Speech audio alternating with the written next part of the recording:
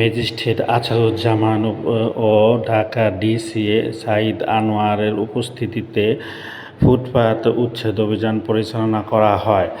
আজকে side grand market plaza এলাকায় উচ্ছেদ অভিযান পরিচালনা করা হয়।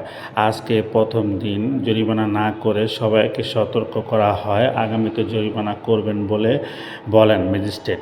এবং এই উচ্ছেদ অভিযানটি আগামী 5 তারিখ পর্যন্ত চলবে এবং পরবর্তীতে ফলো আপে থাকবে বলে ম্যাজিস্ট্রেট জানান। আদৌ কি এই পরিবেশ পরিস্থিতি থাকবে নাকি পরিবর্তন হয়ে যাবে, কি মনে হচ্ছে আপনার?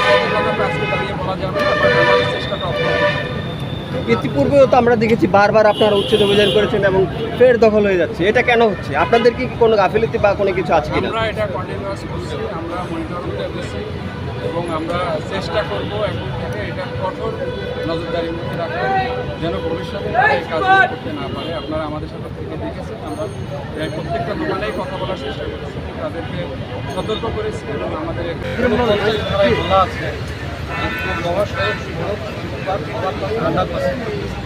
কোনো যন্ত্রাংশ বা মেরামতের কোনো এলিমেন্ট অথবা দোকানপাট করতে যানবাহন চালকের দিকে সৃষ্টি করা যাবে।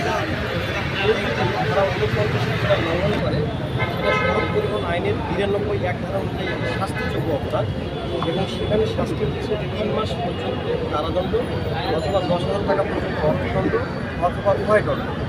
এবং ক্ষেত্র বিশেষে সেই মালামালগুলো সরকারি অনুমতিতে বাজেয়াপ্ত করা, নিলাম করার সুযোগ নেই। আপনারা জানেন যে সড়কে আমাদের এই অঞ্চলে যানজটের মালামাল বা ভাই বললেন যে অনেক কিছু সম্প্রসারণ করে তারা রাস্তা বলতে নিয়ে চলে আসে তাদের বিজনেস কাজ, যার কারণে জনগণ ভোগান্তির শিকার হচ্ছে। এই প্রেক্ষিতে কমিশনার মহোদয় একটা গণবিজ্ঞপ্তি দিয়েছে, গত 23 তারিখে সেই গণবিজ্ঞপ্তি তাদেরকে সার্ভ করা হয়েছে। এখন ওখানে বলা ছিল যে 1 তারিখ থেকে আমরা ড্রাইভে যাব, তারই অংশ হিসেবে আমরা আজকে ড্রাইভে এসেছি। আমরা তাদেরকে গণবিজ্ঞপ্তিটা পেয়েছি কিনা জিজ্ঞেস করছি, না পেলে তাকে দিয়ে দেওয়া হচ্ছে এবং তাকে গণবিজ্ঞপ্তির কন্টেন্টের বিষয়টা আমরা বুঝিয়ে বলছি এবং আমরা তাদেরকে আবারও রিকোয়েস্ট করছি যে আপনারা গণবিজ্ঞপ্তিতে যে আইনের কথা বলা আছে সেই বিষয়ে আপনারা আমাদের সহযোগিতা করেন, মালামালগুলো সরিয়ে নেন। আমরা আশা করি তারা আমাদেরকে কোঅপারেট করবে। আপনারা দেখেছেন যে অলরেডি এখানকার মধ্যে ভালো কমপ্লায়েন্স রয়েছে, তবে তারা যদি এটা লঙ্ঘন করতে থাকে অব্যাহতভাবে, তাহলে আমরা এরপর থেকে আর কোনো সতর্কতা করবো না, আমরা সরাসরি লিগ্যাল অ্যাকশনে যাব এবং এই ড্রাইভ স্যার এটা কি কন্টিনিউ চলবে না কয়দিন?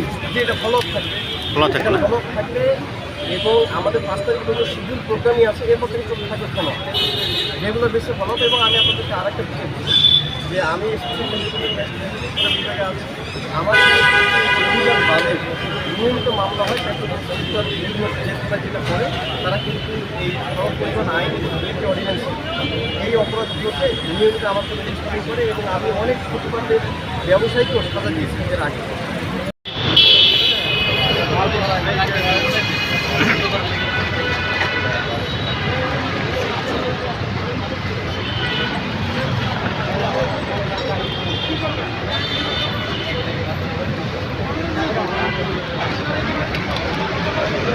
রিক্স অনেক রাস্তাতে রিক্স।